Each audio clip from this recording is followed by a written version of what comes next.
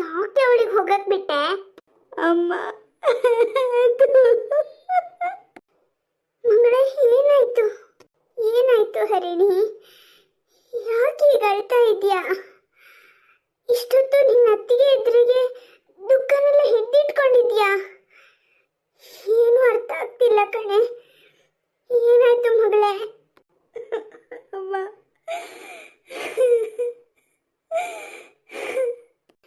ಮೊದಲು ಕಣ್ಣೊರ್ಸ್ಕೋ ಹರಿಣಿ, ಮೊದಲು ಕಣ್ಣೊರ್ಸ್ಕೋ. ನೀನ್ ಹತ್ರ ನಂಗೂ ಅಳು ಬರುತ್ತೆ. ಇಬ್ರು ಅಳ್ತಾ ಕೂತ್ರೆ ವಿಷಯ ಏನು ಅಂತ ಯಾರಿಗೂ ಅರ್ಥ ಆಗಲ್ಲ. ಮೊದಲು ಕಣ್ಣೊರ್ಸ್ಕೋ. ಅದೇನಾಯ್ತು ಅಂತ ನಿಧಾನವಾಗಿ ಹೇಳು. ನೀರು ತಂದ್ಕೊಡ್ಲಾ? ಅಮ್ಮ, ನೀನು ಕಣ್ಣೊರೆಸ್ಕೋ. ನೀನು ಸಮಾಧಾನವಾಗಿದ್ದರೆ ನಾನು ಹೇಳ್ಬೋದು. ಆದರೆ ನಾನು ಹೇಳಿದ್ಮೇಲೆ ನೀನು ಅಳಬಾರ್ದು, ಆಯಿತಾ? ಇಲ್ಲ ಮಗಳೇ, ನಾನು ಅಳಲ್ಲ. ನಾನು ಅಳಲ್ಲ, ನೀನು ಅಳಬೇಡ. ಏನು ವಿಷಯ ಅಂತ ಹೇಳು. ಕೂತು ಮಾತಾಡಿದರೆ ಎಲ್ಲ ಸಮಸ್ಯೆಗೂ ಪರಿಹಾರ ಸಿಕ್ಕೇ ಸಿಗತ್ತೆ. ನಿನ್ನ ಜೊತೆಗೆ ನಾನಿದ್ದೀನಿ, ನಿನ್ನ ಇದ್ದಾನೆ. ಹೆದರಬೇಡ. ಒಂದು 5 ನಿಮಿಷ ಇಬ್ಬರು ಸುಮ್ಮನೆ ಇದ್ದು ಆಮೇಲೆ ಇಬ್ಬರು ಸಮಾಧಾನ ಆದರು. ಈಗ ಹೇಳು ಹರಿಣಿ, ಏನು ವಿಷಯ? ಇಷ್ಟು ದಿನ ಏನೂ ರಗಳೆ ಇರಲಿಲ್ಲಮ್ಮ, ಎಲ್ಲ ಚೆನ್ನಾಗಿತ್ತು. ಪುಟ್ಟಿನೂ ಅತ್ತೆ ಜೊತೆಗೆ ಖುಷಿ ಖುಷಿಯಾಗಿ ಹೊಂದ್ಕೊಂಡಿದ್ಲು, ಎಲ್ಲ ಚೆನ್ನಾಗಿತ್ತು. ಆದರೆ ಈಗ ಅತ್ತೆ ಇದ್ದಕ್ಕಿದ್ದಂಗೆ ನಿನ್ನ ಕೆಲ್ಸಕ್ಕೆ ಹೋಗಬೇಡ, ಮನೆಯಲ್ಲೇ ಇರು, ನಿನ್ನ ಮಗಳನ್ನ ನೋಡ್ಕೊಳಕ್ಕಾಗಲ್ಲ ಅಂತ ಗಲಾಟೆ ಶುರು ಮಾಡಿದ್ದಾರೆ. ಹೌದೇನೆ? ನಿಮ್ಮತ್ತೆ ತುಂಬ ಒಳ್ಳೆಯವರಲ್ವಾ? ನನ್ನ ಸೊಸೆ ಕೆಲ್ಸಕ್ಕೆ ಹೋದ್ರೂ ಪರವಾಗಿಲ್ಲ, ಮನೇಲಿದ್ರೂ ಪರವಾಗಿಲ್ಲ, ಅವಳಿಗೆ ಹೇಗೆ ಇಷ್ಟನೋ ಹಾಗೆ ಇರಲಿ ಅಂತೆಲ್ಲ ಯಾವಾಗಲೂ ಹೇಳ್ತಾನೆ ಇರ್ತಿದ್ರು. ಇವಾಗೇನಂತೆ ಹೊಸ ರಾಗ? ಇಷ್ಟು ದಿನ ಅತ್ತೆ ಹಾಗೇನೆ ಹೇಳ್ತಾ ಇದ್ರು. ಆದರೆ ಈಗ ಪುಟ್ಟಿಗೆ ಸ್ಕೂಲಿಗೆ ಸೇರಿಸಿದ್ದೀವಲ್ಲ, ದಿನ ಬೆಳಗ್ಗೆ ಅವರೇ ಅವಳನ್ನು ರೆಡಿ ಮಾಡಬೇಕು, ಸಂಜೆ ಬಂದಮೇಲೆ ಅವಳು ಡ್ರೆಸ್ ಚೇಂಜ್ ಮಾಡಿ ಅವಳಿಗೆ ತಿಂಡಿ ತಿನ್ನಿಸ್ಬೇಕು, ಅವಳು ಹೋಮ್ವರ್ಕ್ ಎಲ್ಲ ನೋಡ್ಕೋಬೇಕು. ಇದು ತನ್ನ ಕೈಯಲ್ಲಿ ಮಾಡೋಕ್ಕಾಗಲ್ಲ, ನಿನ್ನ ಕೆಲಸ ಬಿಡು ಅನ್ನೋದು ಒಂದೇ ಹಠ. ಅಯ್ಯೋ ರಾಮ, ನೀನು ಕೆಲ್ಸಕ್ಕೆ ಹೋಗ್ತಿದ್ಯಾ ಅಂತ ತಾನೇ ಅಷ್ಟು ದೊಡ್ಡ ಮನೆ ತಗೊಂಡಿದ್ದು. ಆದರೆ EMI ಎಲ್ಲ ನಿನ್ನ ತಲೆ ಮೇಲೆ ಇದೆಯಲ್ಲ, ಮತ್ತೆ ನೀನು ಕೆಲ್ಸಕ್ಕೆ ಹೋಗದೇ ಇದ್ರೆ? ಅದನ್ನೆಲ್ಲ ನಾವು ಹೇಗೋ ನಿಭಾಯಿಸ್ಕೋತೀವಿ, ಅದ್ರ ತಲೆ ಬಿಸಿ ನಿನಗೆ ಬೇಡ. ನಿನ್ನ ಹಣದಿಂದ ಅಂದರೆ ನಿನ್ನ ಸಂಪಾದನೆಯಿಂದ EMI ಕಟ್ಟಿ ಆಮೇಲೆ ನನ್ನಿಂದನೇ ಮನೆ ತಗೊಳ್ಳೋಗಾಯಿತು ಅಂತ ನೀನು ಜಂಬ ಕೊಚ್ಕೊಳ್ಳೋದು ಬೇಡ. ನಿನ್ನ ತವರು ಮನೆಯವರು ನಮ್ಮನ್ನು ಆಡ್ಕೊಳ್ಳೋದು ಬೇಡ. ನಿನ್ನಿಂದ ನಮಗೇನು ಆಗಬೇಕಾಗಿದ್ದಿಲ್ಲ, ನೀನು ಮನೆಯಲ್ಲೇ ಇರು ಅಂತ ಒಂದೇ ಹಠ. ಅಮ್ಮ, ನಾನು ಎಷ್ಟು ಕಷ್ಟಪಟ್ಟು ಓದಿದ್ದೀನಿ ಅಂತ ನಿಂಗೂ ಗೊತ್ತು. ನೀನು ಅಪ್ಪ ಕಾಸಿಗೆ ಕಾಸು ಗಂಟಾಕಿ ನನ್ನ ಆಸೆಗೆಲ್ಲ ನೀರು ಎರೆದಿದ್ದೀರಾ. ನಾನು ಎಷ್ಟು ಚೆನ್ನಾಗಿ ಓದ್ಕೊಂಡಿದ್ದೀನಿ. ಈಗ ಕೆಲ್ಸಕ್ಕೆ ಹೋಗಬೇಡ, ಮನೆಯಲ್ಲೇ ಇರು. ನೀನು ಗೃಹಿಣಿ ಆಗಿದ್ದರೆ ಸಾಕು, ಮಗಳನ್ನು ಮನೆನ ಚೆನ್ನಾಗಿ ನೋಡ್ಕೋ. ಹಾಗೆ ಹೀಗೆ ಅಂದರೆ ನಾನು ಏನು ಮಾಡಲಿ ಅಮ್ಮ? ಆಗಲ್ಲ ಕಣೆ, ಇದಾಗಲ್ಲ. ನಾನು ಬರ್ತೀನಿ, ನಾನು ಬಂದು ನಿಮ್ಮ ಅತ್ತೆ ಹತ್ರ ಮಾತಾಡ್ತೀನಿ. ಅದು ಹೇಗೆ ಕೆಲಸ ಕಳಿಸಲ್ವೋ ನಾನು ನೋಡ್ತೀನಿ. ಇವರು ಕೆಲಸ ಕಳಿಸ್ತೀನಿ ಅಂತ ಹೇಳಿದಕ್ಕೆ ತಾನೇ ನಾವು ಈ ಸಂಬಂಧ ಒಪ್ಕೊಂಡಿದ್ದು. ಈಗ ಮದುವೆ ಆಗಿ ಮಗು ಎಲ್ಲ ಆದಮೇಲೆ ಈಗ ಹೊಸ ರಾಗ ಏನಂತೆ? ಆಗಲ್ಲ. ನಾವೆಷ್ಟು ಕಷ್ಟಪಟ್ಟು ನಿನ್ನನ್ನು ಓದಿಸಿದ್ದೀವಿ ಅಂತ ಅವ್ರಿಗೆ ನಾನು ಹೇಳ್ತೀನಿ. ಅಮ್ಮ, ಈ ಮಾತನ್ನು ನಾನು ಅವ್ರಿಗೆ ಹೇಳಿದ್ದಾಯ್ತು. ನಿಮ್ಮಮ್ಮ ಅದು ಯಾವ ಮುಖ ಇಟ್ಕೊಂಡು ಇಲ್ಲಿಗೆ ಬರ್ತಾರೋ ನಾನು ನೋಡ್ತೀನಿ ಅಂತಿದ್ದಾರೆ ನಮ್ಮತ್ತೆ. ಅಪ್ಪ ಇಷ್ಟೆಲ್ಲ ಮಾತಾಡ್ತಾರಾ? ಏನು ಗೊತ್ತಿಲ್ಲದೆ ಇರೋರು ಹಾಗೆ ಪಾಪದವ್ರ ಥರ ಇರ್ತಿದ್ರು, ಇಷ್ಟೆಲ್ಲ ಮಾತಾಡ್ತಿದ್ದಾರಾ? ಏನಾಗಿದೆ ಅಂತ ನನ್ನ ಮುಖಕ್ಕೆ? ಸೊಸೆನ ಹೇಗೆ ನೋಡ್ಕೋಬೇಕು ಅಂತ ನನಗೆ ಪಾಠ ಹೇಳೋಕ್ಕಿಂತ ಮುಂಚೆ ಇವ್ರ ಸೊಸೆನ ಹೇಗೆ ನೋಡ್ಕೊಳ್ತಿದ್ದಾರೆ ಅಂತ ನೋಡ್ಕೊಳ್ಳಿ. ನನ್ನ ಹತ್ರ ಮಾತಾಡಕ್ಕೆ ಬಂದರೆ ನಾನು ಇದನ್ನೆಲ್ಲ ಹೇಳ್ತೀನಿ ಅಂತ ಹೇಳ್ತಿದ್ದಾರಮ್ಮ. ನನ್ನ ಸೊಸೆಗೆ ಏನು ಮಾಡಿದ್ದೀನಿ ನಾನು ಹೀಗೆ ಕೇಳಿದೆ ಅಮ್ಮ. ಎಷ್ಟಂದ್ರೂ ನಿನ್ನ ಮಗಳಲ್ವ ನಾನು? ಇದೇ ಪ್ರಶ್ನೆ ಕೇಳಿದೆ. ಅದಕ್ಕೆ ಏನು ಹೇಳ್ತಿದ್ದಾರೆ ಗೊತ್ತಾ? ನಿಮ್ಮತ್ತಿಗೆ ಪ್ರತಿದಿನ ಶಾಪಿಗೆ ಹೋಗಬೇಕಾದ್ರೆ ಕಣ್ಣೀರು ಹಾಕ್ಕೊಂಡು ಹೋಗೋದನ್ನು ನಾನೇ ಎಷ್ಟೋ ಸಲ ನೋಡಿದ್ದೀನಿ.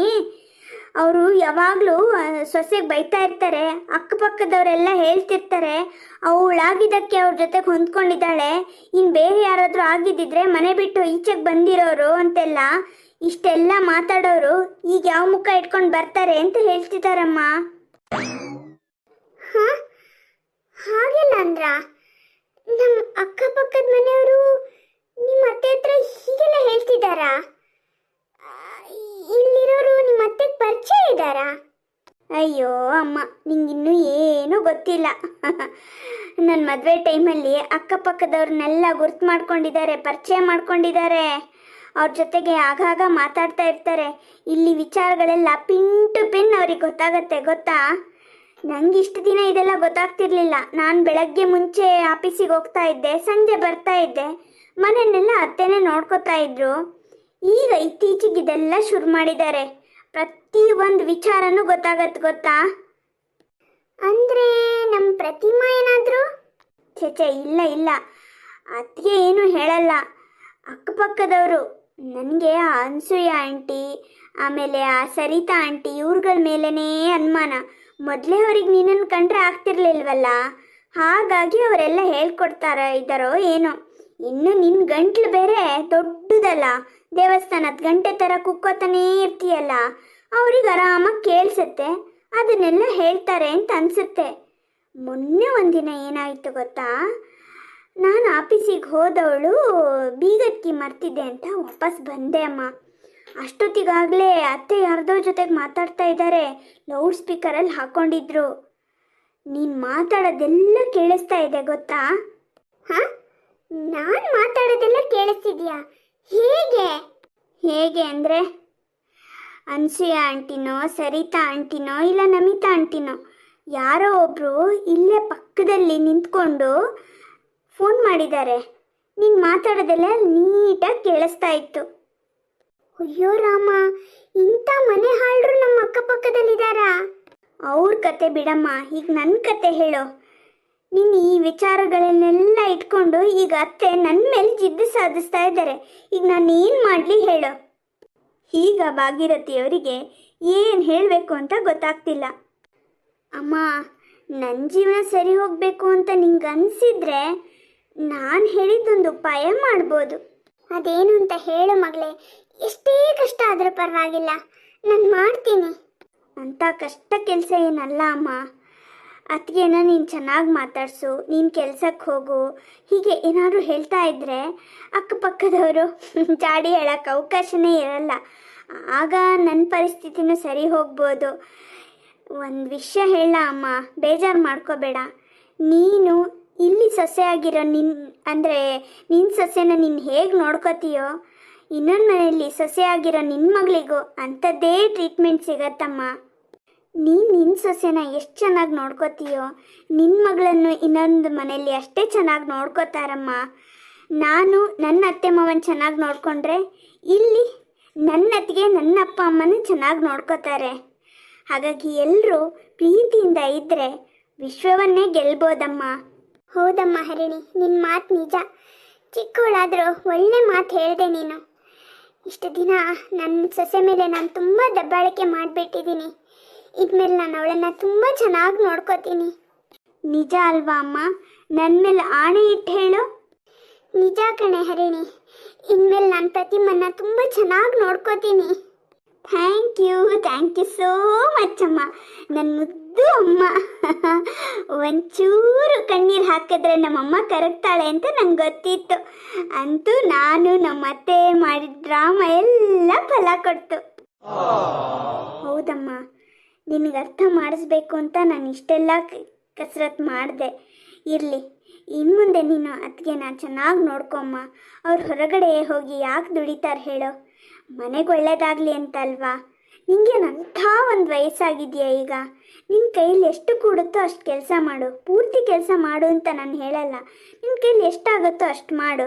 ಆಗಲ್ವಾ? ಸುಮ್ಮನೆ ಕೂತ್ಕೋ. ಅತ್ತಿಗೆನ ಮಾತ್ರ ದೂರ ಬೇಡ ಅಮ್ಮ. ಅವರು ಮನೇಲಿ ಇಷ್ಟೆಲ್ಲ ಕೆಲಸ ಮಾಡಿಟ್ಟು ಅಲ್ಲೋಗಿ ದುಡ್ದು ಮತ್ತು ನಿನ್ನ ಹತ್ರ ಮಾತು ಕೇಳಿಸ್ಕೋಬೇಕು ಅಂದರೆ ಅವರಿಗೆ ಎಷ್ಟು ನೋವಾಗತ್ತೆ ಹೇಳೋ? ಹಾಂ, ತಾವು ಕೂಡ 4 ಜನರ ಥರ ಆಗಬೇಕು, ತಮಗೂ ಗೌರವ ಸಿಗಬೇಕು, ನಮಗೂ ಒಂದು ಒಳ್ಳೆ ಮನೆ ಆಗಬೇಕು ಅಂತೆಲ್ಲ ಎಲ್ರಿಗೂ ಇರೋ ಆಸೆನೇ ಅತ್ತಿಗೆಗೆ ಇರೋದಲ್ವಾ? ಅದಕ್ಕೋಸ್ಕರ ಅಷ್ಟು ಒದ್ದಾಡ್ತಿರ್ಬೇಕಾದ್ರೆ ನಿನ್ನ ಕೈಲಾದ ಸಪೋರ್ಟ್ ಮಾಡೋಕ್ಕಾಗಲ್ವೇನಮ್ಮ? ನಿಜ ಕಣೆ, ನಿಜ ಹರಿಣಿ. ನಿನ್ನ ಒಂದೊಂದು ಮಾತು ಕೂಡ ನನಗೆ ಚಾಟಿ ಏಟಿಂದ ಹೊಡೆದಾಗ ಆಗ್ತಾ ಇದೆ. ಇಲ್ಲ ಕಣೆ, ನಿಂಗಿವತ್ತು ಮಾತು ಕೊಡ್ತಾ ಇದ್ದೀನಿ. ಇನ್ಮೇಲೆ ನನಗೆ ನೀನು ಬೇರೆ ಅಲ್ಲ, ಪ್ರತಿಮಾ ಬೇರೆ ಅಲ್ಲ, ನೀವಿಬ್ರನ್ನು ಚೆನ್ನಾಗಿ ನೋಡ್ಕೋತೀನಿ. ಹಾಂ, ಅತ್ತಿಗೆನೇ ಬಂದರು. ಯಾಕೆ, ಏನಾಯಿತು? ಏನೂ ಆಗಿಲ್ಲ. ಇವತ್ತು ನನ್ನ ಕಣ್ ತೆರೀತು. ನೀನು ನಿನ್ನ ನಾದ್ನಿ ಜೊತೆ ಕೂತ್ಕೊಂಡು ಪಟ್ಟಂಗ ಹೊಡಿ. ಅಷ್ಟೊತ್ತಿಗೆ ನಾನು ಕಾಫಿ ಮತ್ತೆ ಬೋಂಡ ಮಾಡ್ಕೊಂಡು ಬರ್ತೀನಿ. ಏನತ್ತೆ, ನೀವು ಕಾಫಿ ಮಾಡೋದಾ? ಬೇಡ ಬೇಡ, ನಾನು ಮಾಡ್ಕೊಂಡು ಬರ್ತೀನಿ. ಅದಕ್ಕೆ ಅಮ್ಮಂಗೆ ಎಲ್ಲ ವಿವರಿಸಿ ಹೇಳಿದ್ದೀನಿ. ಈಗ ಅವರಿಗೆ ಎಲ್ಲ ಅರ್ಥ ಆಗಿದೆ. ಇನ್ಮೇಲೆ ಅವರಿಗೆ ಒಬ್ಳು ಹೆಣ್ಮಗಳಲ್ಲ, ಇಬ್ಬಿಬ್ರು ಹೆಣ್ಮಕ್ಳು, ನಾನು ಮತ್ತು ನೀವು. ಅವರಿಗೆಲ್ಲ ಅರ್ಥ ಆಗಿದೆ. ಈ ಸಮಯದಲ್ಲಿ ಅವ್ರಿಗೆ ಬೇಡ ಅನ್ಬೇಡಿ. ಅವ್ರು ಎಷ್ಟು ಪ್ರೀತಿ ಕೊಡ್ತಾರೋ ಅಷ್ಟನ್ನು ಬಾಚಿ ಬಾಚಿ ತಗೊಳ್ಳಿ, ಹಾಗೆ ರಿಟರ್ನ್ ಕೂಡ ಮಾಡಿ, ಆಯಿತಾ? ನೀವೆಲ್ಲರೂ ಚೆನ್ನಾಗಿರ್ಬೇಕು. ಹೊತ್ತಿಗೆ ಹೆಣ್ಮಕ್ಳು ತವ್ರ ಮನೆಗೆ ಬಂದಾಗ ಇದನ್ನೇ ಬಯಸೋದು. ನೀವೆಲ್ಲರೂ ಖುಷಿಯಾಗಿದ್ದರೆ, ಬಂದು ನನಗೆ ಚೆನ್ನಾಗಿ ಮಾತಾಡಿಸಿದ್ರೆ, ಏನು ನಿಮ್ಮ ಮನೇಲಿರೋದನ್ನು ಮಾಡಿ ಬಡಿಸಿದ್ರೆ ಅಷ್ಟೇ ಸಾಕು.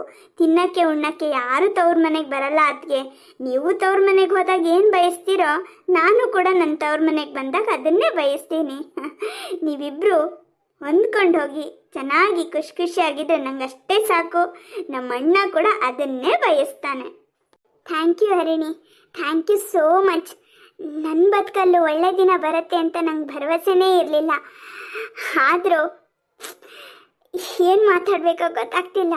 ಅದೇನು ಮಾತಾಡಬೇಕು ಅನ್ನೋದನ್ನು ಕೂತ್ಕೊಂಡು ಯೋಚನೆ ಮಾಡು. ಅಷ್ಟೊತ್ತಿಗೆ ನಾನು ಕಾಫಿ ಮಾಡ್ಕೊಂಡು ಬರ್ತೀನಿ. ಬನ್ನಿ ಅದಕ್ಕೆ. ಪ್ರೀತಿಯ ಬಂಧುಗಳೇ, ಇಷ್ಟೊತ್ತು ಈ ಕತೆ ನೋಡಿದ್ರಲ್ಲ, ನಿಮ್ಗೆ ಹೇಗೆ ಅನ್ನಿಸ್ತು ಅನ್ನೋದನ್ನು ದಯವಿಟ್ಟು ಕಮೆಂಟ್ಸಲ್ಲಿ ತಿಳಿಸಿ. ಹಾಗೆ ಲೈಕ್, ಶೇರ್, ಸಬ್ಸ್ಕ್ರೈಬ್ ಮಾಡಿ ಸಪೋರ್ಟ್ ಮಾಡೋದನ್ನು ಮರಿಬೇಡಿ. ಇನ್ನೊಂದು ಇಂಟ್ರೆಸ್ಟಿಂಗ್ ಆಗಿರೋ ಕಥೆಯಲ್ಲಿ ಸಿಗೋಣ. ಧನ್ಯವಾದಗಳು.